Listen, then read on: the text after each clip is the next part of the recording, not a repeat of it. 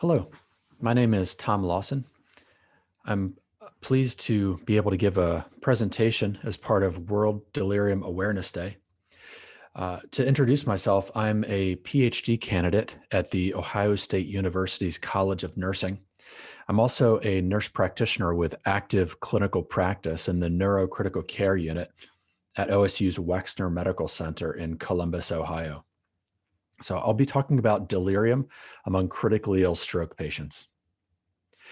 So, as background on stroke, worldwide, 16.9 million people per year suffer a stroke. The cost is very high, currently around 36 billion, but projected to increase to 94 billion by the year 2035. So there's a need to minimize complications following stroke.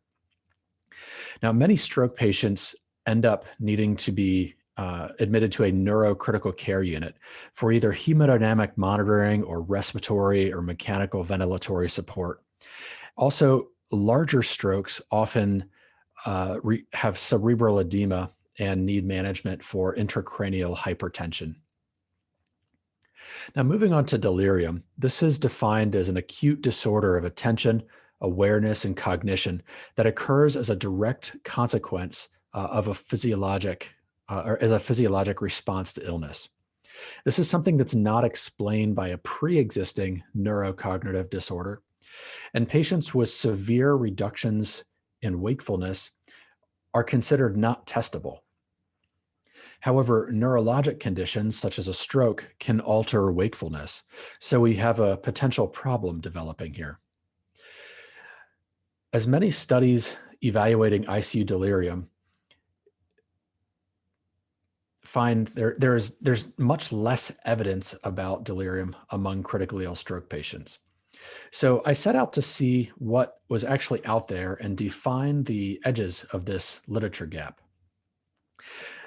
Myself and two colleagues, Dr. Molly McNett and Dr. Michelle Ballas, conducted a scoping review of the literature to determine the incidence, predictors, and outcomes of patients who experienced delirium following an acute stroke. So we looked at 5 different medical literature databases, PubMed, CINAHL, et cetera, and searched all of the available literature with essentially these 3 terms: stroke, delirium, and critical care, and a bunch of synonyms to be very inclusive and not miss anything. And our inclusion criteria was essentially stroke was the primary reason for admission, and they discussed incidents, predictors, or outcomes following a stroke. And we really only looked at primary literature, so not editorials and reviews and such. The results, after screening through over 1,000 studies, only 18 studies met our inclusion criteria. The incidence was very variable from 11 to 75%. However, 2/3 of the studies clustered in the 22 to 43% incidence. So that's new cases as incidence. Now, as for predictors, we found several similarities with other non-neurocritical care ICU literature, so general medical units or cardiac surgery ICUs, et cetera. Advanced age, pre-existing dementia, higher severity of illness, and the use of physical restraints were associated with higher rates of delirium. And then in the right column here, we have neurospecific predictors of delirium. So using external ventricular drainage, interestingly, both higher GCS and somnolence, which are opposites of each other, were both predictive of delirium, as well as aphasia, neglect, and visual orders. So these were things that are common following a stroke. As for outcomes, there was a trend, though it was not statistically significant, towards increased mortality among stroke patients who had delirium. So even though it was not significant, the studies were not designed and powered to detect increases in mortality. Next, functional outcome with the modified Rankin score was worse among patients who experienced delirium, and length of stay in both the hospital and the ICU was longer. cognitive dysfunction at several time points was also worse for the patients who had experienced delirium.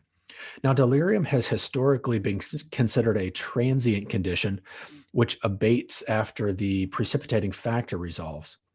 But our findings of worse cognitive outcomes among both intracerebral hemorrhage and other mixed stroke populations at time points from 28 days all the way out through 2 years suggest otherwise, that people may develop long-term or permanent cognitive dysfunction. Now, there's many implications for research here. So we found quite a bit of heterogeneity in the variable definitions and the time points for assessments and the time points for outcomes. So for example, ICU-related covariates, which are commonly found in general or other ICU specialties, for example, whether or not a patient was on a ventilator and what their severity of illness, for example, an Apache 2 score, were often absent. And then stroke-related covariates that are present in most stroke studies, not about delirium.